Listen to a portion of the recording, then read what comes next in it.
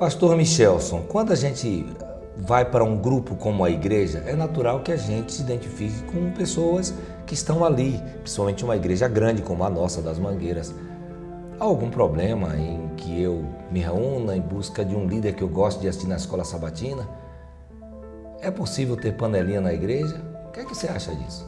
Pastor, é natural que haja realmente esses grupos, mas talvez o mais importante é nós refletirmos e analisarmos quando que essas coisas passam a ser um problema.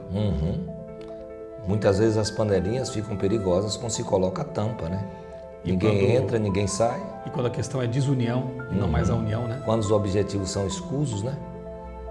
Qual a sua opinião sobre esse assunto? Fica conosco. O tema de hoje promete.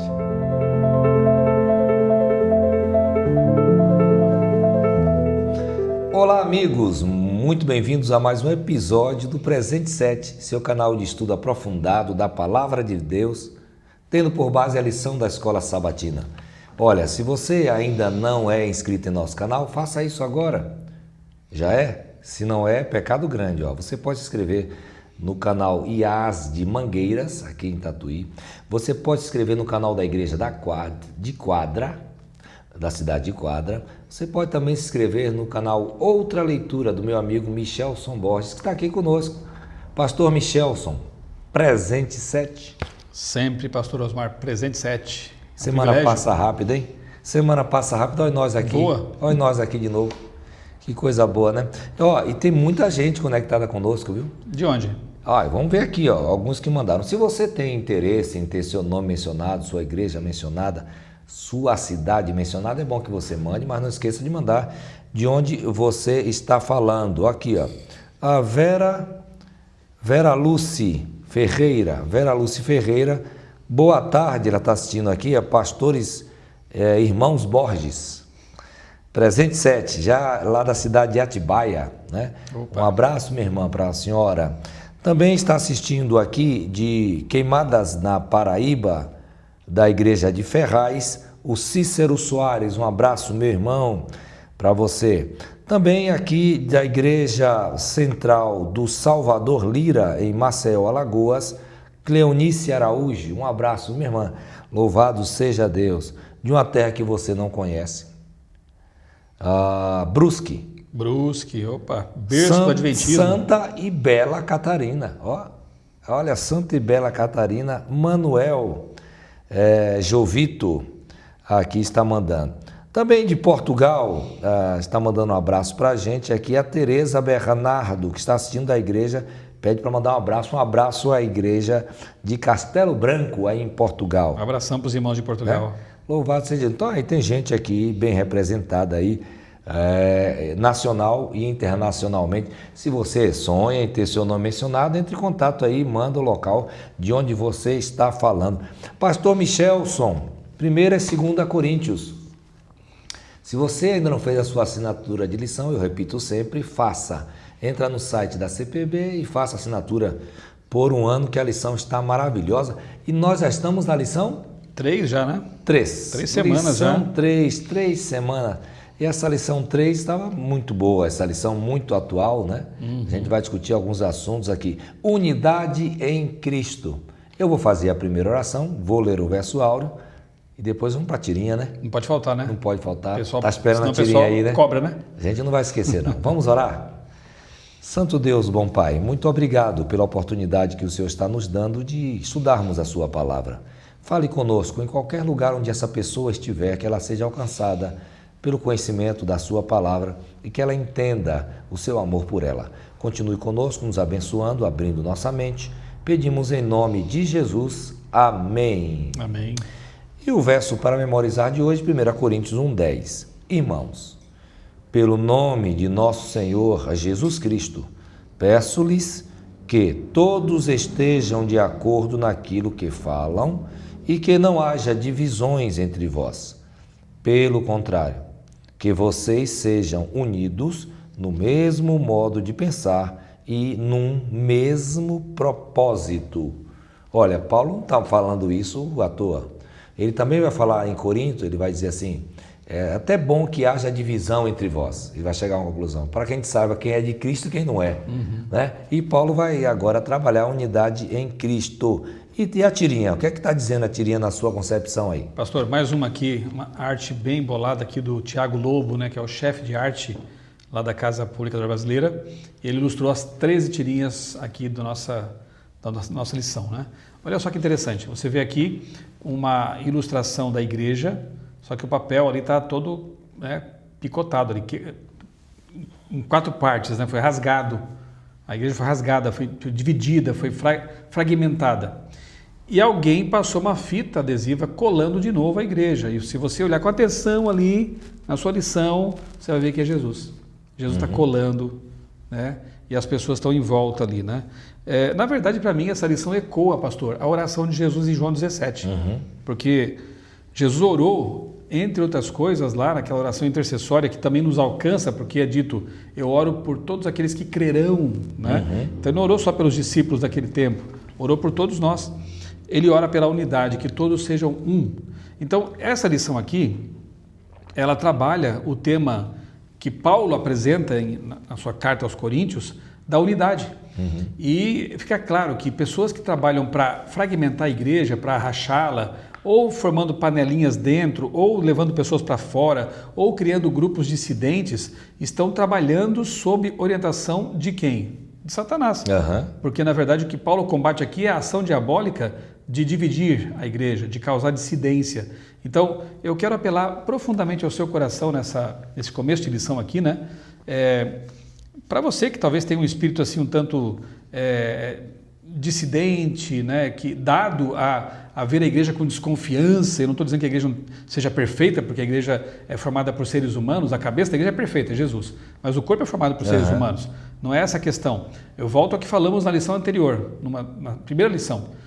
Paulo identificou graves problemas na igreja de Corinto, mas nem por isso ele abandonou a igreja e foi para outro lugar, né? Formar um outro grupo. Não, ele trabalhou para solucionar os problemas da igreja com oração, com admoestação, da forma certa.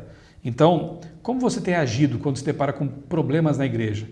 Você também procura ser parte da solução ou do problema? Pense nisso, né, com carinho, e entenda que se você não está trabalhando pela unidade, é um outro espírito que pode estar guiando você, viu? Então, cuidado com essas dissidências, cuidado com esses canais que apresentam a igreja sob uma luz totalmente negativa, que em lugar de edificar, como Paulo fez, como Jesus orou, eles estão aí para derrubar. E isso não vem de Deus. E o próprio Jesus disse, quem comigo não ajunta, espalha, né? Não está parado, está fazendo um trabalho contrário. Então a lição é introduzida falando que existem animais que convivem, alcateias e etc. Mas o ser humano é um ser gregário, a gente não consegue ficar só. E o estar junto oferece alguns riscos, tem segurança de estar junto, mas também tem alguns riscos. E a igreja experimenta isso, né? Você tem pessoas de temperamento diferentes, você tem pessoas que, por terem temperamentos parecidos, se unem e formam grupos, né? Que gostam da mesma coisa, que gostam do mesmo estilo musical, que não gosta de um instrumento, que gosta de outro, que gosta de uma voz, que gosta de outra, que não gosta de uma cor. As pessoas já vão, assim, naturalmente se unir, né? E Paulo vai apresentar isso aqui, as panelas, né? As panelinhas, o problema das panelinhas na igreja de Corinto. A igreja de Corinto, que um pastor como Paulo tinha panelinha, por que na sua não tem, né? Então é isso que a gente vai trabalhar a partir de agora, nesse tema aqui. Não haja divisões entre vós. Pelo contrário, diz o verso áureo, né? Que vocês sejam unidos no mesmo modo de pensar. A maioria dos estudiosos entendem que a unidade é o tema que conecta todas as partes da carta. E também foi assim nas cartas anteriores que nós estudamos, Colossenses, Filipenses. Paulo falou muito em unidade. Por quê? Porque ele sabia que o inimigo tentaria fragmentar a igreja. E você já apresentou bem, pastor? Existem instrumentos, pessoas que estão sendo usadas como instrumentos. E se você for pesquisar a vida dessas pessoas que estão negativamente falando da igreja, elas tiveram algum tipo de problema.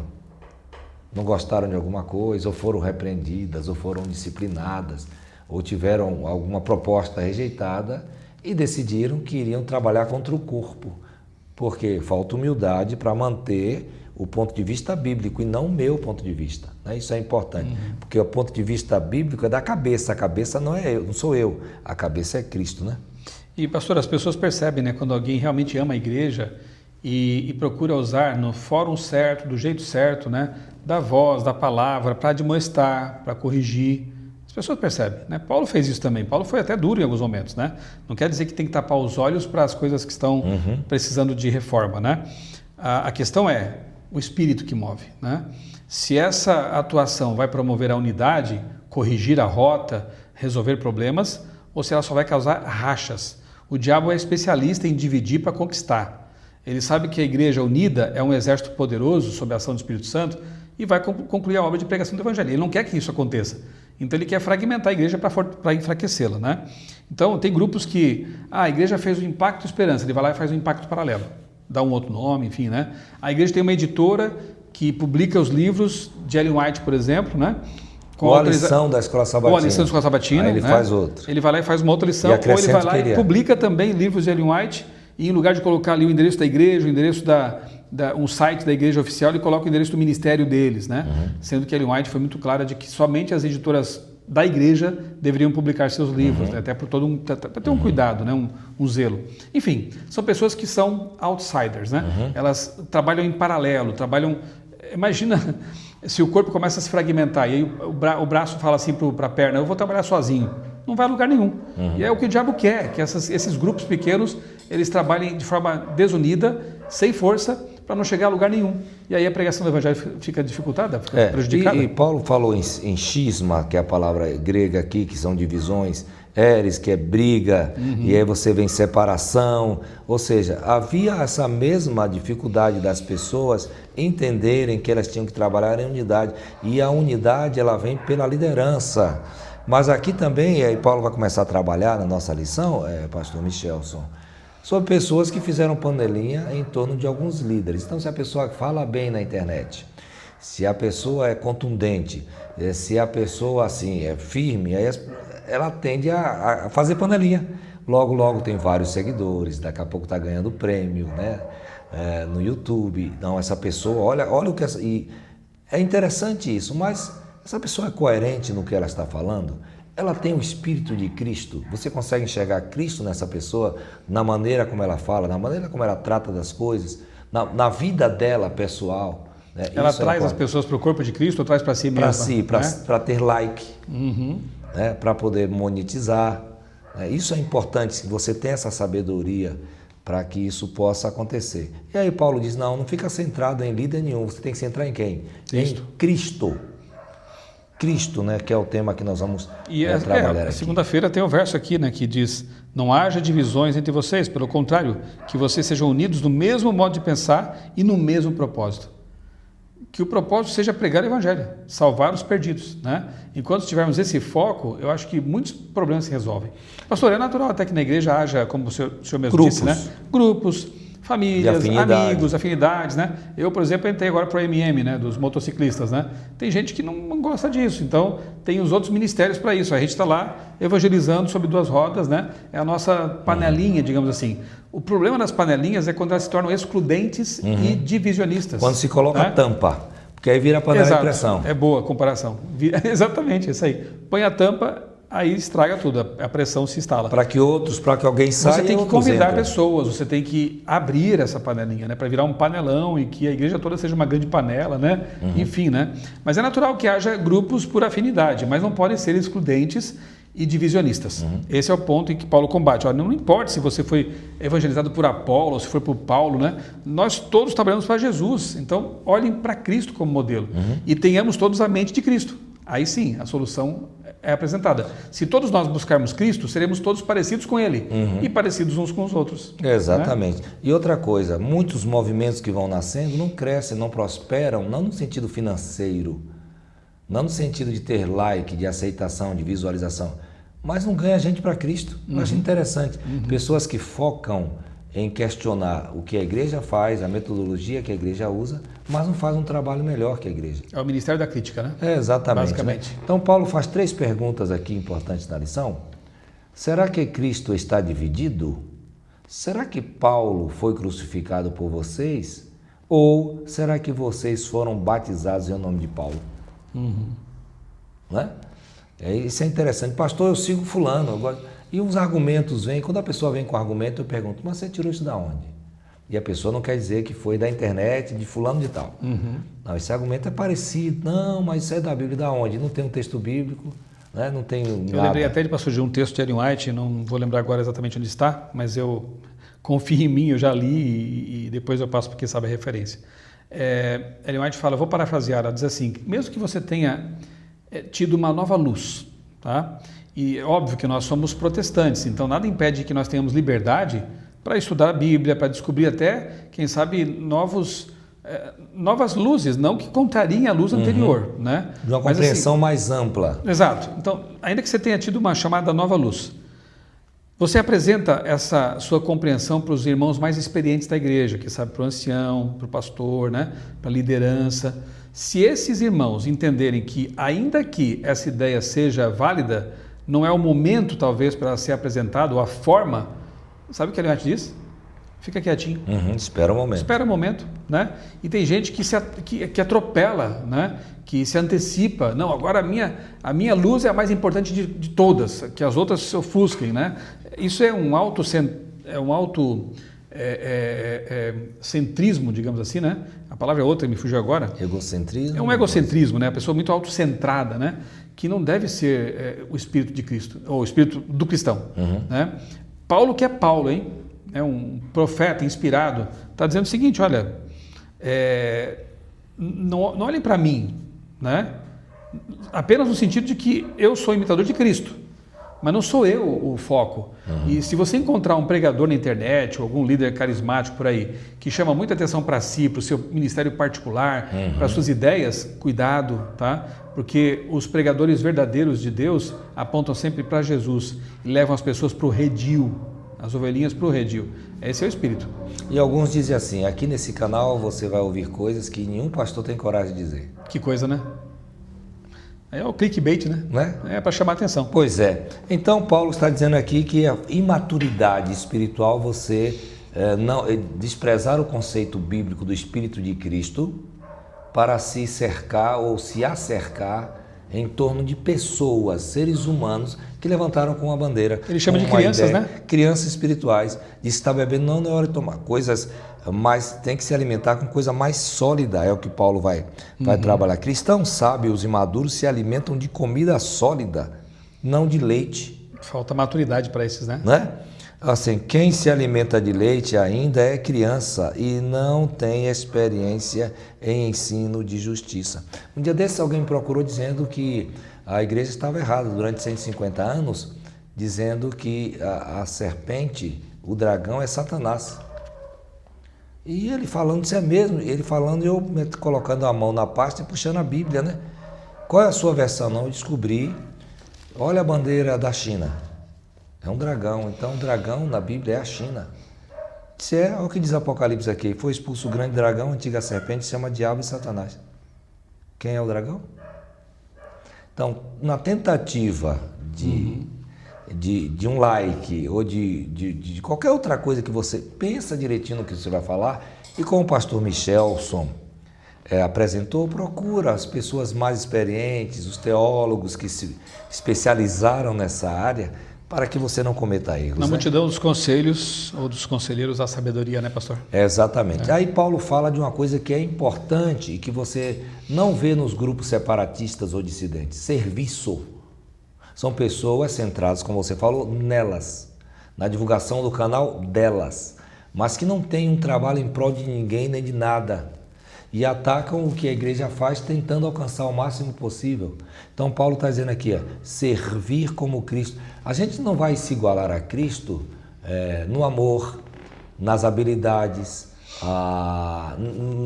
em fazer bem feito, mas no serviço a gente pode tentar. Você quer saber como é ser como Cristo, ter a mente de Cristo, servir como Cristo? Olha só, Filipenses 2, 5 a 8. Que texto maravilhoso eu vou ler aqui. Tenham entre vocês o mesmo modo de pensar de Cristo Jesus. Qual foi? Que, mesmo existindo na forma de Deus, não considerou o ser igual a Deus algo a que deveria ser retido a qualquer custo. Não se apegou a isso. Pelo contrário, ele se esvaziou assumindo a forma de servo, tornando-se semelhante aos seres humanos, e reconhecido em figura humana, ele se humilhou, tornando-se obediente até a morte e morte de cruz. Esse é o sentimento que deve caracterizar o cristão, o influenciador, o pregador, o pastor, o líder. Mas quando as pessoas fogem desse tipo de sentimento, que é da humildade, do doar-se para os outros, né? Aí os problemas se instalam, porque daí o espírito de Satanás é que se estabelece. A altivez, né, a arrogância, não ouve mais ninguém mais sabe tanto quanto ele, aí já não é mais o espírito de Cristo. E você vê na tentação em Lucas 4, por exemplo, Jesus dizendo, tudo isso aqui é meu. Satanás, Lúcifer, dizendo, tudo isso aqui é meu, porque a mim foi entregue. Eu, Jesus vem e diz, meu Pai. Alguém se aproxima de Jesus e diz assim, bom mestre, ele diz, bom só existe um. Olha que coisa, nós estamos falando de Deus, né? Que não aceita esse tipo de coisa. E uns procuram, né? A lição... E aí você vê que Paulo segue o mesmo espírito, né? Não importa se é Apolo, não importa se é Paulo, não importa se eu batizei você ou não. O que importa é Cristo. Né? E aí a lição vai, a partir de quarta-feira, vai finalizar dizendo assim, fica claro que a visão correta, então, sobre líderes humanos se baseia no modelo de liderança de Jesus. Esses servos também são apresentados como mordomos, encarregados em 1 Coríntios 4, 1 e 2. Um encarregado é alguém a quem foi confiada a administração da propriedade de outra pessoa. Tudo o que temos, afinal, pertence a Cristo. Cristo. E muitas vezes, nas nossas falas, a gente não tem o cuidado de pensar, bem, eu vou minar a fé dessa pessoa aqui. E essa pessoa vai para onde? Né?